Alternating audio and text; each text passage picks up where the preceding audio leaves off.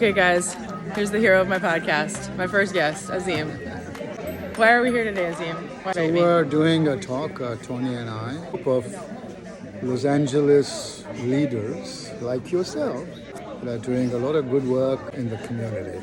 Actually promote peace through forgiveness. On March 6th, which is my son's 50th birthday, he died at 20, a movement to go to world peace. 4% is the tipping point, which is 420 million people. That's all we need. That's all we need.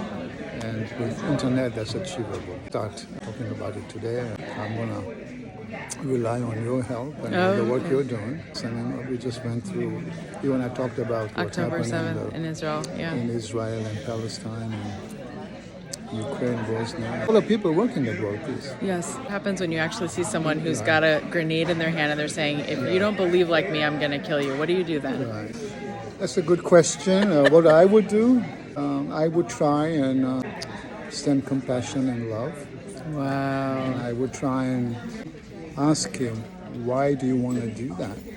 What happened to you that has made you so angry and in so much hatred? If you want to take my life, go ahead, take it. Whoa. But let me help you. I would talk to him. If anyone can help you, you could. But what if it's a lot of people and they're like coming for your family? What do you do then? Well, I think you have to stay in compassion and empathy, irrespective of the situation, because violence is always a bad response. I agree. It always makes things worse, not better. Okay. But here's something else I've learned. I've been doing this work for 29 years. I've yet to meet an offender who was not a victim. Ooh, I love that. Yeah. So I think you have to have that empathy that most hurt people. I'm sure you've heard that. Of course. You've heard that.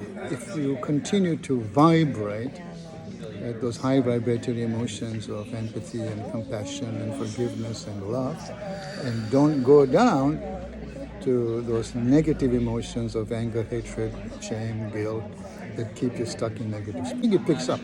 I think there's an energy that then transforms. And there are many stories of that kind of transformations. I love it.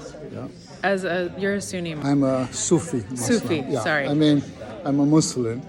It's divided into Sunni and Shia, but there are also Sufis. Right. And they could be either. But you're also Azim, and you take a little bit from Buddhism and Christianity and everything else. I'm more ecumenical. You're Jewish. You're everything. I'm everything. Yeah, because you're just a reflection. Look at the light coming out of his face. But you know that there's problems within the Muslim community. So Right. what would you say to the people who are killing their kids? You should kill people who don't believe like us. Right. There's a lot of problems there. And I think that personally, when I do speak to Muslims, I do tell them. Don't do that.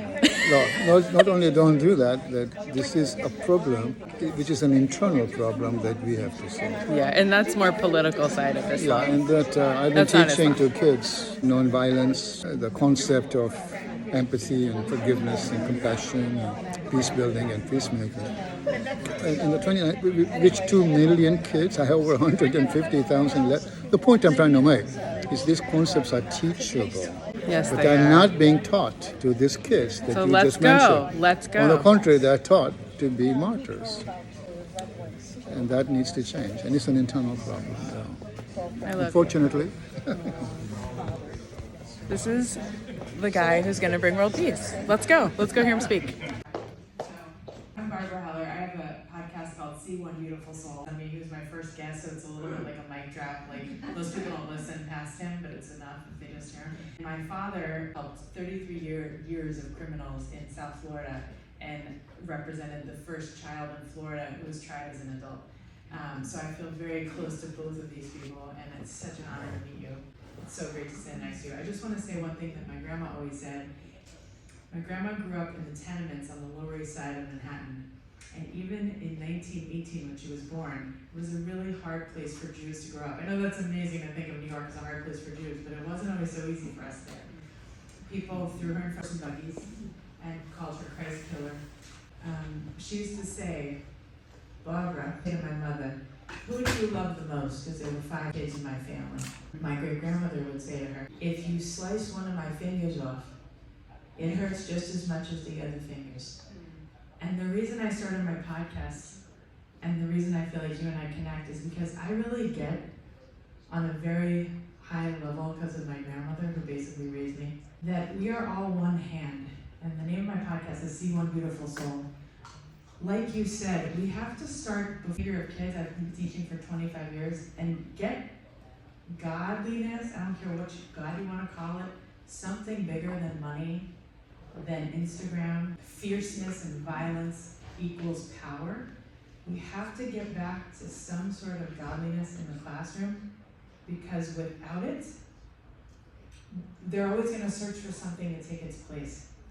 And we have to make believing in something bigger than us cool again. And don't say, oh, she's just a spiritual woo-woo girl. I'm being practical.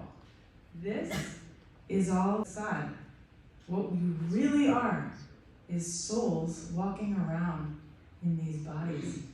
And we spend so much time, these little kids are spending so much time at Sephora. We've made the physical so much dire than the soul. Oh, I can feel you saying, yes, ma'am, but I'm with you. We're all speaking. I'm not telling you anything new.